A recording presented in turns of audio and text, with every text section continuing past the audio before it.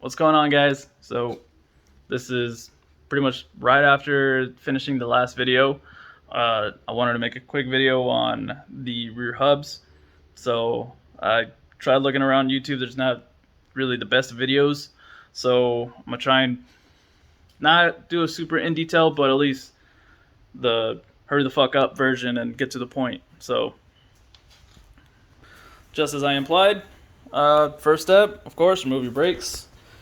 So we're gonna come here. So this hub is bad. I did have a lot of play in it earlier when I checked it. Usually, anytime I jack up my car, I always check all of my hubs. It's always just a good idea to get into, especially if you track the car or do a lot of spirited driving. So one important thing that I do want to note out is to mark your eccentric bolt. So this eccentric bolt is very important. This is what essentially gives us our camber in the rear. If we put it back and we put it in the wrong location, so you'll see it's kind of like, it's got a little bit of like a cam lobe to it. So as you spin this, it'll adjust in and out. If we put it back in the wrong location, then the camber is going to be all messed up and we're going to wear out our tires, of course. So I marked it. That way I can get my settings as close as possible to where they used to be, and I won't have any issues with my alignment. Also, don't mind the battery cables. Everything's all torn up. I'm still in the middle of fixing the car. Then we're gonna want to remove our dust shield, spindle nut, and then the 3 bolts that hold the spindle to the car. So let me get on that, and then I'll show you once it's all torn apart and what we're going to be replacing it with. Alrighty, so once you remove it, you're going to be left with something like that, and we're going to come right over here. So this is your spindle. Of course, it's all nice. I still got to remove the dust shield off of it so we can get it on the press. So this is the bearing that's bad. You can see it from the back side. You can probably see a little bit of grease on there because I do grease right on the splines, just a hair, enough for the splines on the axle to not freeze up in there. And I do appreciate Past Me for doing that because it made it so much easier than the last time I had to remove the axle. It was just a giant pain in the ass. So here's the brand new hub. So of course you can see, if you can see, it's from Full Tilt Boogie. They make replacement hubs. They are just as nice, if not way nicer, than the Ford factory pieces. I guess they do machine them. Just they made a little bit of updates there and a little bit of updates on the inside as well. So it'll accept slightly different axle nuts. So there you can kind of see how it has like a little bit of chamfer. I guess from what they said, it's so you could use different style axle nuts if you don't want to use the Ford one anymore, and have more different capabilities there. So of course, the other part of the puzzle is the bearing. So it's Timken bearing, a very nice piece. So, of course, this is probably what actually went out on the hub itself. So we could have probably pressed out the hub and put a new bearing and probably been fine. But seeing how this is all crusty, has a ton of miles, and who knows, maybe from that bearing wearing out, it probably also wore out the hub. So I'm going to replace them in pairs, the hub and the bearing, and on both sides, because if one goes out, the other one has the exact same amount of use. So it shouldn't be far along behind this one. So that's always a good idea. So whenever you guys do like bearings and stuff like that, especially axle bearings or hub bearings, remember that you should replace them in pairs, because if one side wears out and it's an axle, clearly the other side saw the same amount of use. So it's probably not going to be far behind it, and you rather replace it now while you got the car torn apart and you got time, versus at the side of a track when your wheel falls off. So let me remove this dust shield and I'll go and set it up on my new Harbor Freight press. Alright, so I've done some pretty fucking sketchy things in my life, and honestly working with this press has probably been one of the ones that low-key fucking scares me because it'll fucking pop and bang and make some fucking weird noises and just does not give me the confidence to be fucking around it. I'll be honest. But here, let me show you the fucked up contraption that. So this is what I got going on, right? Probably not the most safest thing. I will admit to that. I do believe this lower piece should be a lot wider. That way the hub would actually be able to fit below it. But it is coming out. So there you can see, like, as I'm pumping it, it's slowly coming out, and I'm not putting a whole lot of pressure on it by the feel of the jack, because it did make like a nice little loud pop, and then it just slid down, and now it's like going down with ease. Not a whole lot of pressure on the jack itself by the feel of it. So first we're taking out the hub, and then we will take out the bearing. Cool. Now after shooting the little, fuck, I forgot the name of these, but C-clip, yeah, I guess so, C-clip across my garage because I have the incorrect pliers, it's out. So we're gonna press this the opposite way that we pressed out the hub. So how we're gonna press it out is from the outside in, you know, because right here would be your axle nut. So we're gonna go down with it. So that should make it a whole lot easier. Let me set this up and I'll be right back. Alrighty, so after resetting it, let's see. And there it goes. Perfect. Looks like the race actually came out. So oh sweet, we actually did get lucky. So the race came out. So, and of course, you know, I'm not really just doing this just out of my own whim. Full Tilt Boogie actually does supply instructions. Now, the next step, according to Full Tilt Boogie, we're actually going to tear apart this bearing. We're going to use this outer race as a tool to punch in our new bearing. So I'm going to have to figure out how to tear this apart. Alrighty, cool. So that was actually fairly easy to take apart. Simple screwdriver, just pop off the seal and the bearing literally just falls out. So the next step was we were going to make a tool out of the outer race, and that's exactly what we did. You got about halfway down, you got to grind off a little bit of metal. I can't remember how much let's see how much the instructions say to remove.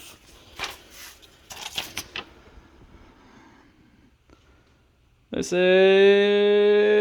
is, I don't know, but it says to grind down the outer race about halfway to 3/4 of the way. I did about halfway. So what I did was I would grind down, test fit it, and once I saw that it went past that C-clip area, that's how I'll know that I'll be able to press it in and I won't have issues taking it out. So it actually goes in a little bit past that little C-clip area, which should be plenty. There you can kind of see the inside of it. See, you can see where the C-clip goes. It's a little lopsided right now, but you can see how we'll definitely have a lot of depth on this new tool that we just made, so we can press the new bearing in. Hello, puppy. Okay, so I forgot to record me actually getting the bearing in there, but you can see it's actually going in actually really nicely, really smoothly. So all I did was I just took a little bit of red Scotch-Brite, cleaned that interior surface with a little bit of brake clean Scotch-Brite, then put a little bit of WD-40, and then I got attacked by my dog.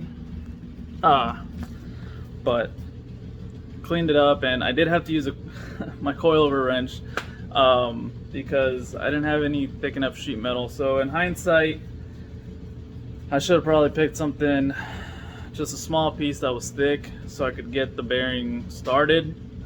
That is something I'm gonna have to acquire over the years, is at least some different size dies for the press. It is a little tricky getting it started, but once you get it started, it usually goes in nice and smooth.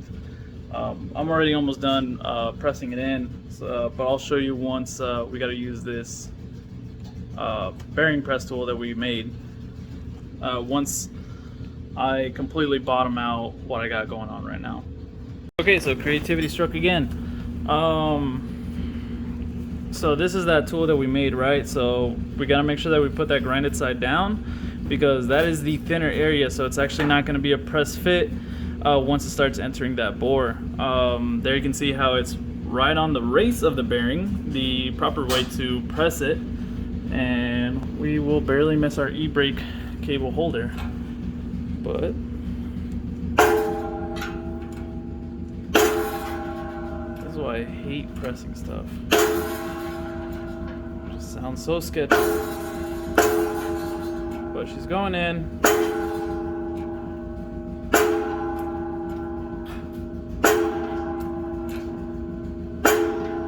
Nice and smooth. And then you can see how the tool will actually start entering the bore itself. That's why we had to thin it out, so it doesn't get stuck in there. Once we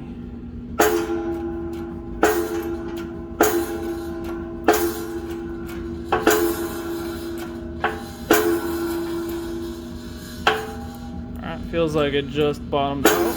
Nope, never mind.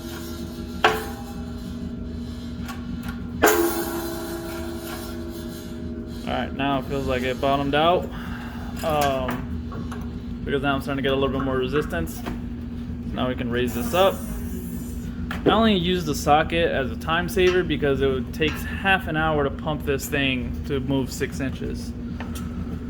But let's see how far she came in. Alright, I don't know how well you can see it in video, but there you can see where the C-clip actually enters, and it's nice and even with it. So looks like we achieved the proper depth. So now we can put our C-clip in to retain the bearing, and then we can flip this over and press in our hub.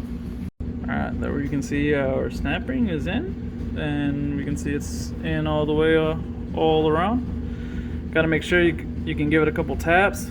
Sometimes with a couple taps it helps kind of set it in. And once I checked, it's nice and even all the way around. That's one good way to also check. Make sure you don't have, it's not covering one side more than the other. But if you see that nice even gap all the way around on a snap ring, we know that we're fully set. Alrighty, there we go. So that's how I kind of set it up. Somehow it just perfectly fell in. And looks like we're going nice and smooth. Not feeling a whole lot of resistance on the pump handle or on the jack handle. And it's just going on all the way in. So as I press this in, I'll show you guys how it comes out in the end, all finished up. And there you go. So got her all pressed in and ready to go. So one thing I did notice is that as I was getting close to bottoming it out, I wanted to push this center part out. So I did just put just a little bit of force on there with the socket, and just moved it just slightly down just so it looked like even again. I just took my time, just went really slow, and then everything went in nice and smooth. So now it feels like really nice and smooth, no issues, but doesn't feel like it's binding up anymore. So I think this should fix my issue. So now I guess it's reassembly time. I'm probably gonna go ahead and pull the other side out, do that one super quick, and then reassemble both sides. All right, cool. So we are here at the next day. This is day 2 of doing the spindles, and I already have it done. Took me roughly another hour to press the old one and press the new one in, but we got it all done up. I cleaned it up as best as I could. Definitely, whenever you have some old parts of any abused cars, so if you use and abuse your car, definitely take the extra 5 minutes, clean up your parts best you can. I really wish I had a pressure washer so I could pressure wash all this out, but the biggest reason to clean them up is just inspecting them for cracks, any weak points that could potentially cause any issues in the future. So our next step is reassemble everything. I do have to lube those threads because they are getting a little rusty. This side was a little bit more of a pain to remove, all due because we do have a little bit of corrosion building up on those splines. Over here you can see like all the parts I had to remove. It's not a whole lot. Literally you got 2 bolts, your end link, caliper bracket, pads, rotor, axle nut, and the dust shield. So we're gonna go ahead, follow the instructions, and we got 76 foot-pounds for the upper and lower bolts, and 240 to 250 foot-pounds for the axle nut. And after 500 miles, or probably in my case, after this weekend of autocrossing, I will be coming back and retorquing all these bolts. So I got my torque wrench out, going ahead and reassemble all this stuff. First clean up those threads and torque everything down, and hopefully I can finish up, get that stuff painted as well.